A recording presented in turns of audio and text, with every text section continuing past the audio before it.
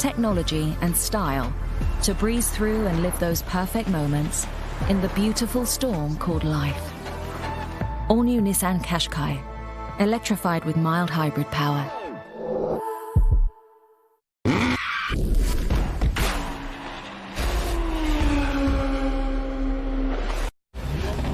LEGO Technic sponsors 24-hour Le Mans on Eurosport.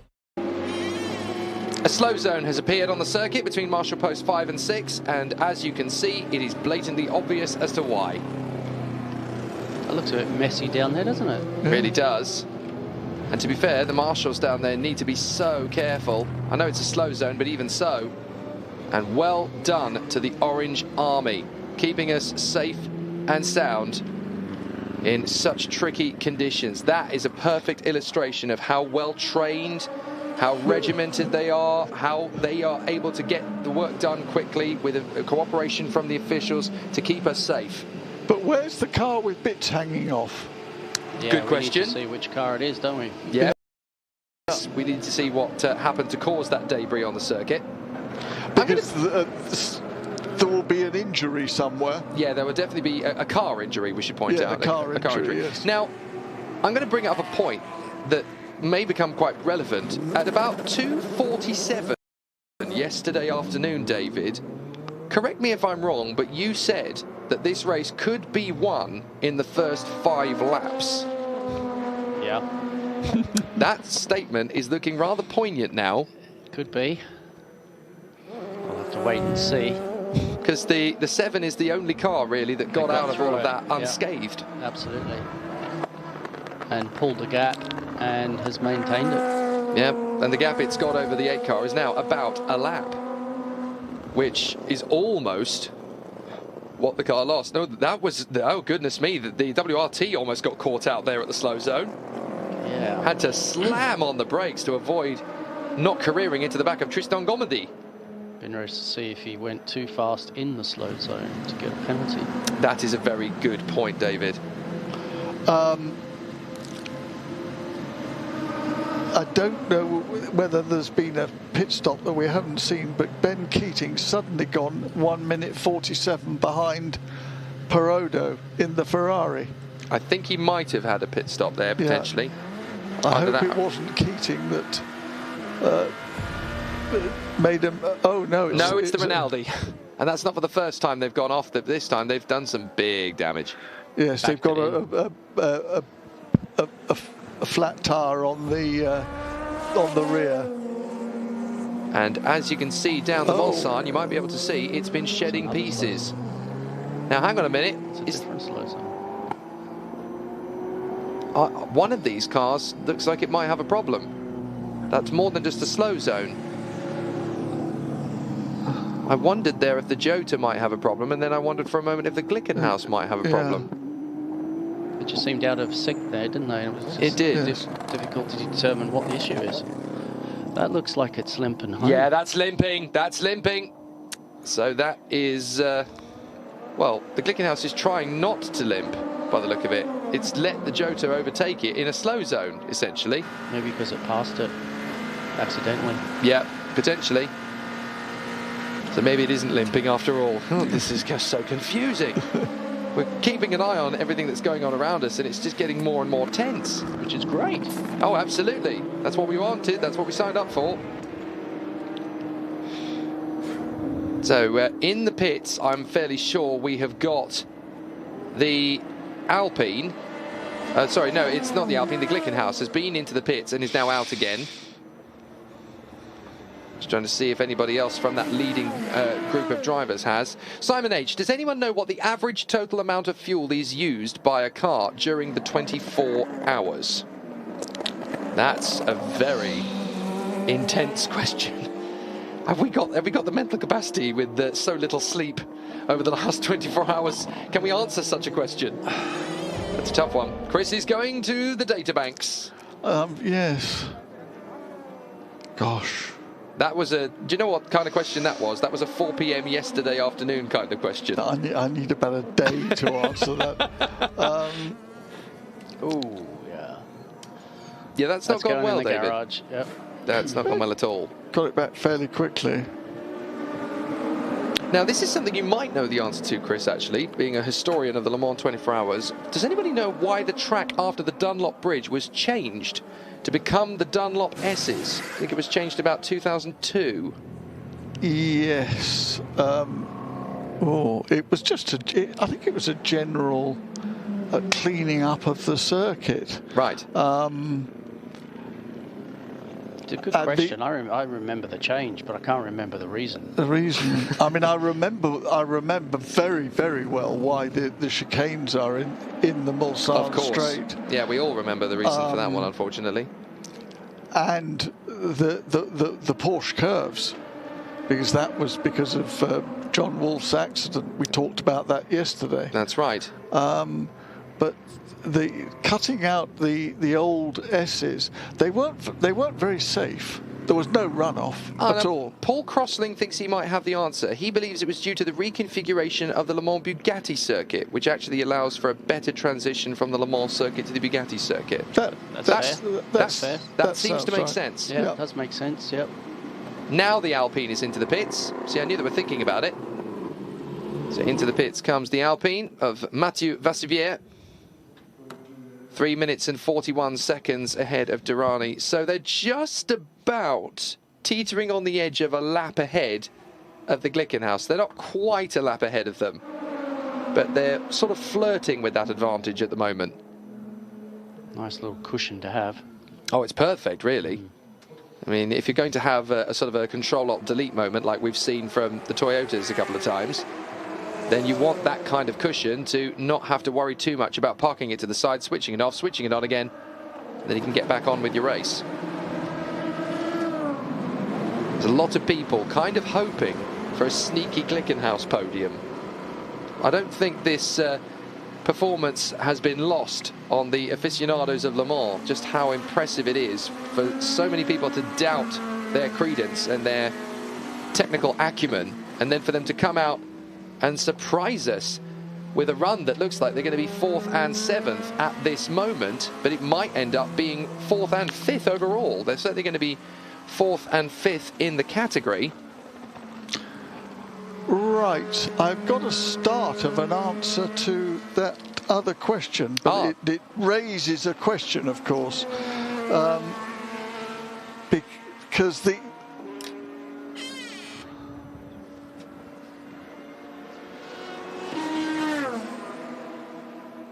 Well, Paul Crossling has also got some stats to his fingertips. He says he doesn't have any recent figures, but the 19 Porsche that won in 2015 used 1,896 litres.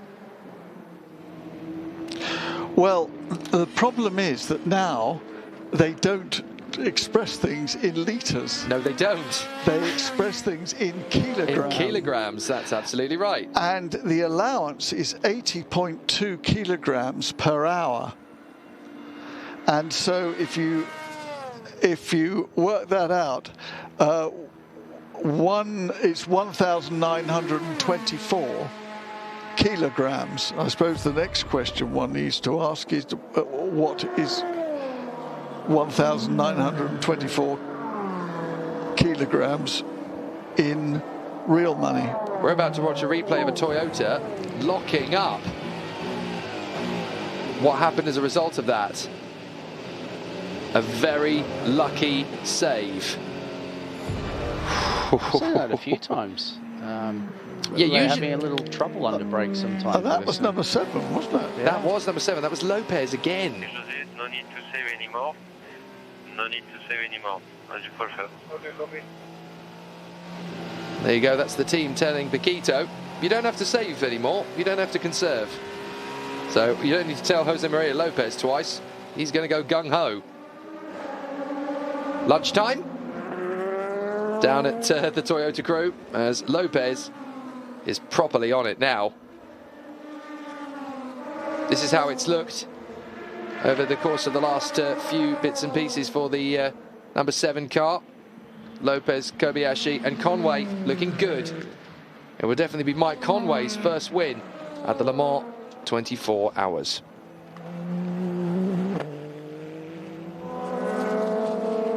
Up and over the top of the crest in the Dunlop curves. And up to the S's. Such a beautiful spectacle. It doesn't matter if you're watching the race in 1955 or watching it in 2005 or if you're watching it in 2021. It's a glorious circuit with glorious cars. This race hasn't really aged. Only the technology has improved. I don't know whether David would agree with this. It just matures. Like a French wine, I guess. Like a French wine. Yeah. And if you think of it, the circuit has matured. Very true. Yeah.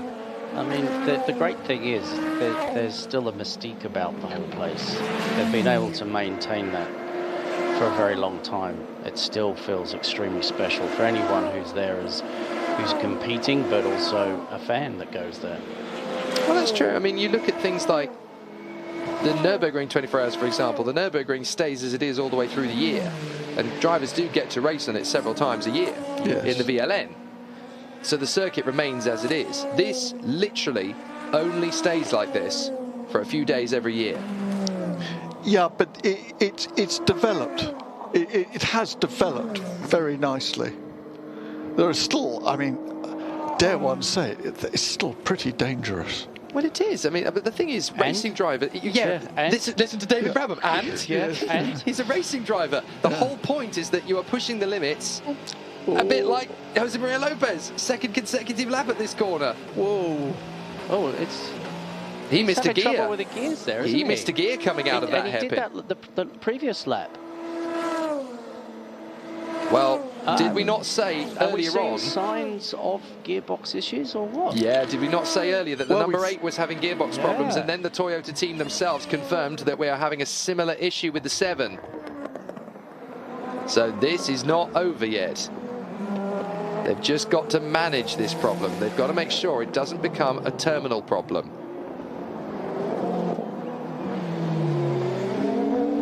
Sanjay Gupta, one of the newer viewers, asks, do the drivers get to eat something during the race to keep up their strength? Naturally, over the course of their stints, when they come back in between, they will obviously refuel themselves as well. Answer to that question would be absolutely. Yeah, you've got to be able to keep fluids and food going through you because it's such a long race, and you have to be in the best nick that you can be, and not eating is not going to be very helpful to you later on in the race. I know what the next question from the fans are going to be, David. What sort of food do you eat during the course of a weekend?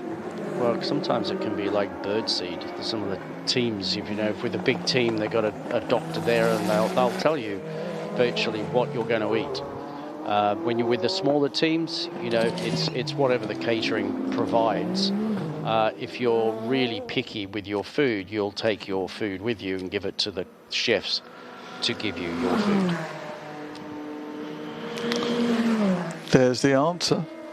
Yes, it's always fascinated me. Yeah, no, I've always been fascinated by the sort of the diet and nutritional needs of drivers at this level, because it's an endurance race. It's not quite the same as, a Grand Prix or an Indy 500 or something, or even a 6-hour WEC endurance race. It's a very, very different beast, this race. So I've always wondered if the changes in the format of the race also leads to a change in how you look after your body through the race. Yeah, and of course, say 20 years ago, everyone said, you've got to have pasta, you've got to have pasta. But pasta always used to fill me up and get quite bloated. So for me, that didn't work. I had to, like a race car, you keep fine-tuning as you go through the season. Well, each year you do your fine-tuning, you're adapting. Your body changes a little bit as well, and you just got to be on top of that all the way through your career. So the battle continues. We think it's getting a little bit suspect at Toyota. Looks like both cars may be potentially suffering from gearbox issues. And Chris Parsons, check out that skyline. Yes. That's a worry. That's a worry, isn't it? Now, where is he? And that's Tête Rouge, so that's normally doesn't come from that way. No, it comes from the right, doesn't it, David? The right is the west. Comes over the Porsche curves kind of area. But look, if you look... That's not looking terribly promising either. No, that's not looking very good, no. In fact, that's looking worse than the other way. It does. There might just be something else here. John Choi Rapley says, racing gods, please guard that number 7 Toyota for dear life. Lift it from all the racing and commentary curses that are on upon it. It's definitely had an awful lot of bad luck through the years. This year, touch wood, it's doing okay for the moment. But both cars have not gone through pain-free or trouble-free. They're now just trying to nurse a problem in the hope that this is going to go to the death. WRT still leading the way in LMP2. Habsburg and Delatraz 31 and 41. GTE Pro, it's still Ferrari in both classes. And for how much longer? This program is brought to you by Goodyear, racing-inspired tires.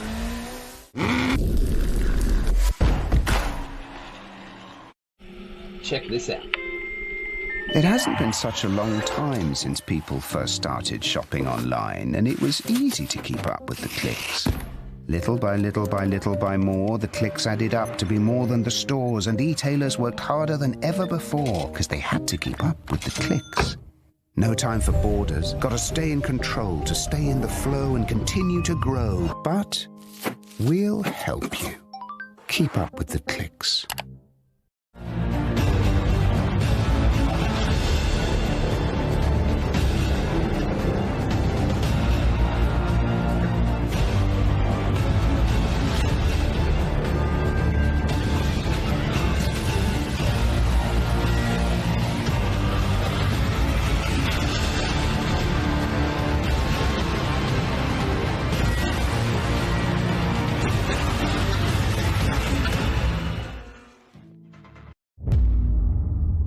Change is all around us, shaped by technology and human ingenuity. We can make it work for you and your business. Last days last by the grace of the fire and the flames. You're the face of the future, the blood in my veins. Oh, ooh, the blood in my veins. Oh, ooh. But they never did ever live, ebbing and flowing, inhibited, limited, till it broke up when it rained down.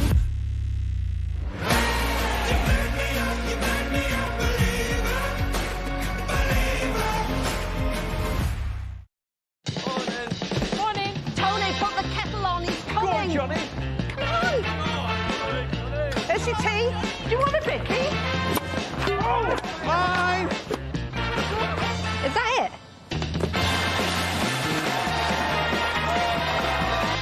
There is an easier way to support our athletes. Just play the National Lottery. When you play a little, you help our athletes a lot. Good luck. Thank you. The National Lottery. Your numbers make amazing happen. I can't see me off your feet, it's like ball. Let's check the badge of the school attire. Wow, what a great skill. Must have been the Adidas XB Flow. Have you seen the primary colour on them? If they were Curry, they'd be a Vindaloo. Hey, get your feet off the table. Hang about, there's some nice Nike Air Max 270s. Well, I prefer the 97 Triple Black. Do you? Yeah, I do. Yeah! School starts here.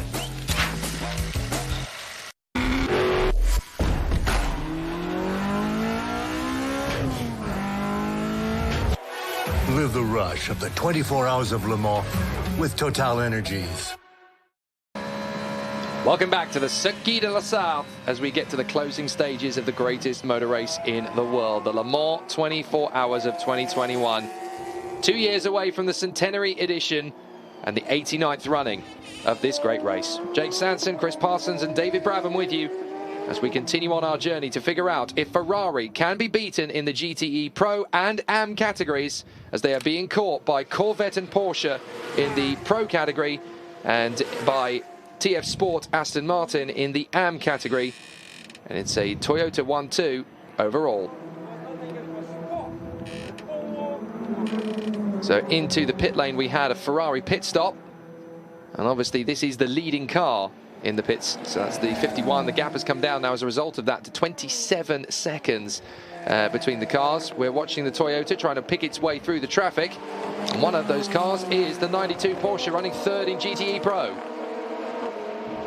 So the Ferrari has been serviced and will get out in relatively decent order, and into the pits comes the Toyota. So that is the leading car, I do believe, that's made its way down pit road. So Jose Maria Lopez and the team looking good. The Corvette came in at about the same time, which is why the gap remained steady at 27 seconds. That was about the gap when they made their pit stops. But they reacted to each other.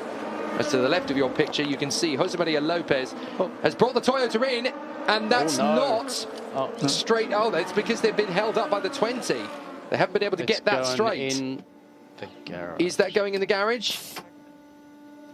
No. No, I don't think it is. But he's getting out, and he's taking the seat with him. Pit stop. Yeah. Yeah, it's because the high-class car is there already. In goes the different seat. No. And that's Mike Conway. Now, we've got 3 hours 20. That might be him to the end, you know. Yeah. Yes, it could be. Yeah, under 4 hours. Yeah. You could do 4 hours in any 6. Wouldn't that be fantastic? He is the nearly man of this Toyota team. If he comes home and wins this, how fitting that he's in the car when they get the checkered flag. Careful what you say, Jake. Yeah. I know. I don't want to tempt fate. But how fitting is that a decision from Toyota if that's deliberate? I don't think they'll change it. It'll be just the sequence. You have to double check it, but it'll be unusual. What they want a Japanese driver too. Well, I think they've had both Japanese drivers take the win across the line in the past. All right. So Nakajima and Kobayashi have both tasted the spoils. Right. I think they're all right. I think they'll be all right with that. They might be all right with that. Have you done your arithmetic and your calculations about this fuel thing? Don't shoot me down too much. Oh, don't worry.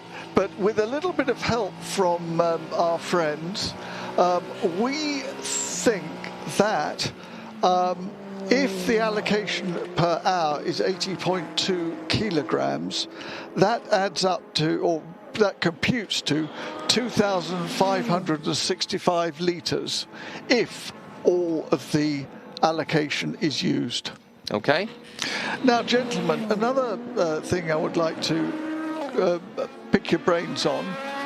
The other day when we were doing, when we started practice, we said that Eduardo de Freitas would be very hot on track limits. Oh, yes. Yeah, good question. That's a good point. The cars are exceeding track limits everywhere. They don't seem to be getting a lot of pings, though. No, we haven't. As far as I know, we haven't seen a single ping all week. Interesting one, David. Yeah. I think going into the race, they're probably thinking they've got to keep to the limit, and then of course during practice and qualifying, you're testing to see how far you can go before you know you're going to get pinged. So all the drivers will know what they can get away with, or just. But I mean, both Porsches and both Toyotas come straight out of the pits and virtually straight line the Dunlop chicane. Yep. They are nowhere near the road. We have seen it multiple times. Tetra Rouge, they're nowhere near the road.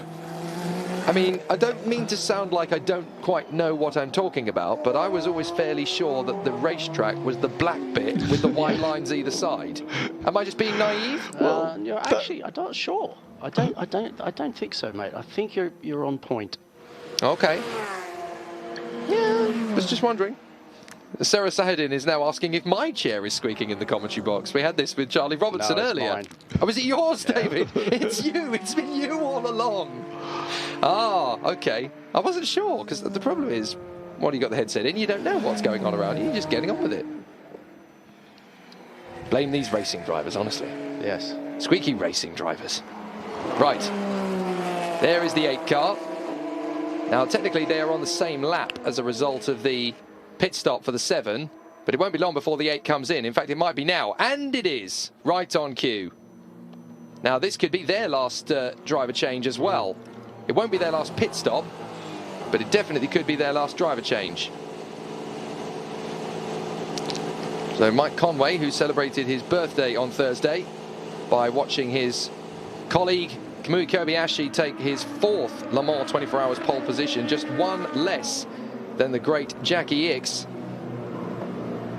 It's now an opportunity knocking for Toyota to get another victory, but for this time it might just be Mike Conway's day. However, we still have 3¼ hours to settle this, and it looks like there's no driver change at Toyota number 8 yet. I think Brendan Hartley is triple stinting. How many stints has he been in for so far? I'm fairly sure this will be his 3rd. Right. So they'll change at the next stop, and that will be the driver that goes through to the end. Who do you put in at the end of the race, though? Do you put in Nakajima, or do you put in Buemi? It's unusual not to change drivers and tyres, or are they not getting enough stints out of the tyres? 2 stints from a set of tyres? Probably about right. It's a good question. Well, for whatever reason, Brendan Hartley stays in for at least one more stint. I don't think he can do a 4th stint after this one. It would be a bit of a push. He might just be able to stretch to 1. But here is the Alpine running in 3rd place. Mathieu Vassivière is at the wheel. And then Pipo Derani is in the Glickenhaus, which is currently 1:55 behind. That works out to about half a lap.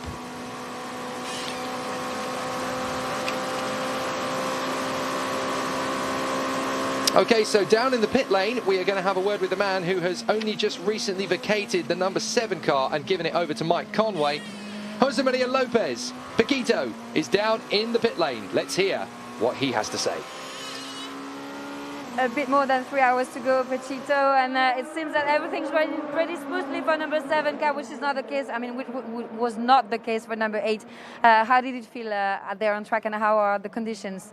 Well, it's hard, and track conditions are changing all the time. It's not really going smooth for us as well. We have to deal with some problems as well. What kind of problems? It's just not allowed to say, but I mean, we basically have to work a little bit more than usually in the car, so that makes things a little bit more complicated. So yeah, we cross fingers. We hope everything is fine. We know that Le Mans has always been quite tough on you, Pechito. Do you think that maybe luck can go your way this year? We'll see. We'll see. Still 3 hours. As I said before, we're not really having the more relaxed time at the moment. I mean, even if we have a gap. So we'll see. We'll see, just patient. It's going to be probably the most long 3 hours of my life, but yeah, I trust the work of the team, of Mike and everyone, so we hope everything come our way. Thanks a lot. Thank you. Lopez definitely sounds like a man who really wants another Le Mans victory. But Kamui Kobayashi, I stand corrected, Kamui Kobayashi has yet to win, same as Mike Conway. He's had 4 pole positions, but he has yet to take the race win. They're obviously managing some problems, and we saw some gear selection issues. So there's probably a few worried face. He had a slight worried face on it. He didn't have a confident look about him, did he?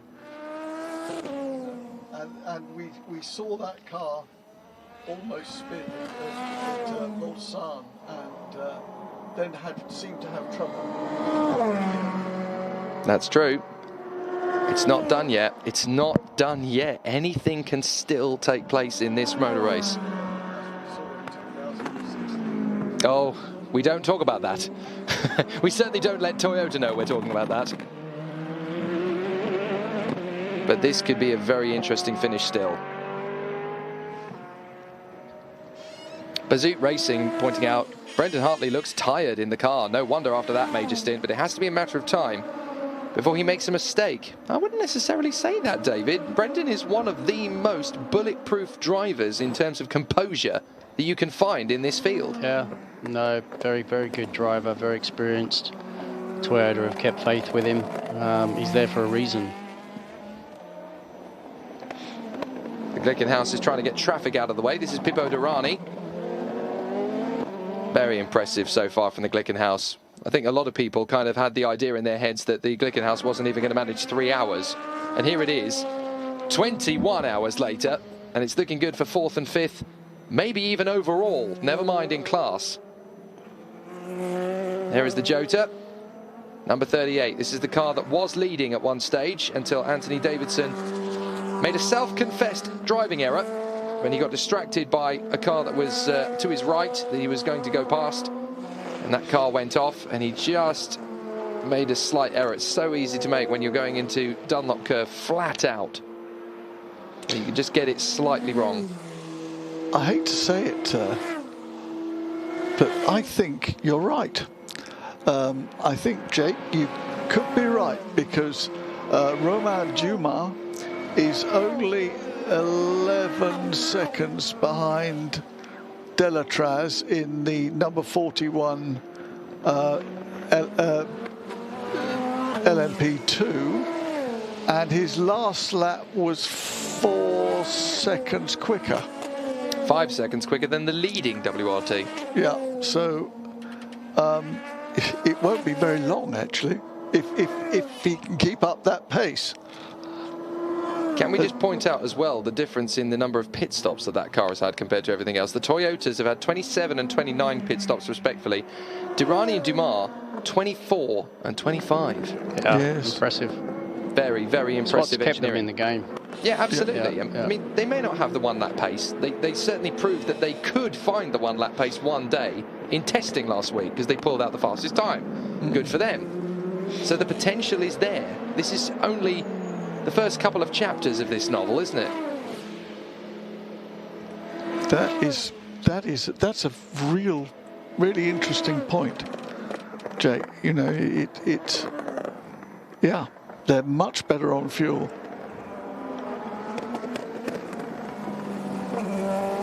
I'm interested to know whether or not the Toyotas are having a problem on the downshifts as well as the upshifts, because we've seen them go straight on at Mulsanne Corner. And sometimes when the gears don't go in, that doesn't help you to stop. So if we can get some in-car footage and see some of that, it'll be really interesting to see what's going on. But Lopez was not exactly going to tell us what the problem was he? No, indeed. He was a bit tight-lipped on that one. Typical race car driver protocol, believe me. We don't have problems. There's no such thing as we problems. do, but we're not telling you. Yeah, exactly. it's all about diplomacy in motor racing. Anyway, in the WRT camp, there is a minute and a half between the two cars. So if the Glickenhaus is going to catch and pass both cars, he needs to catch the first one, which at the moment the deficit is only 11 seconds, and then he's got to gain a minute and a half minimum in the next 3 hours. Yes, but Jake, look, Pipo Derani has just set 2 blue sectors. Has indeed. So his last lap was 3:31. And Habsburg in the leading WRT car did a 3:35, so he's gaining at 4 seconds a lap. It's worth ahead of him now. Yeah, absolutely. It's worth pointing out as well that in GTE Pro, the gap between Collada's Ferrari and Katzberg's Corvette is still only 32.5 seconds after 21 hours of racing. Yeah. Well, that's come down. That has come down. That has come down. And Katzberg is in, dare I say it, Knight Rider mode is what he was called yesterday. Nicky Hasselhoff is obviously doing his best out there on the circuit to try and get the gap down. But actually, Collado's last lap was 3:49 and Katzberg's was 3:52, so oops. Yes, in traffic. Yeah, it kind of ebbs and flows a little bit, doesn't it? Yes. I think James looks like he's got him covered, but it's a fascinating battle that will go all the way down to the wire, hopefully. We really have got a few interesting little things on this one, you know. Yeah, this isn't done yet. This still has plenty of mileage left in it. Quinn Ate My Cheese on Twitter has pointed out, not going to lie, Ford versus Ferrari and the story of Ken Miles brought me here this weekend to watch the Le Mans for the first time. Awesome. That is amazing. That's a great compliment to that movie. Good for you. Totally. Yeah. And that just tells you. It was a good movie. It was a fabulous movie. Tiny bit of artistic license, but who cares? It's Hollywood. You're going to have a little bit of it. Yeah. And that story deserved being told. It would be interesting to hear. Is it living up to your expectations? Yeah, that's a good point. I mean, we can sit here and go, that story is worth telling 1,000 times over, and so are several other stories. I hate to say it, I was there. You were there? I was there. Wow. Yeah. Did you get somebody to play you? Chris Parsons walks into the shot. I was there with my father. Ah. Yeah.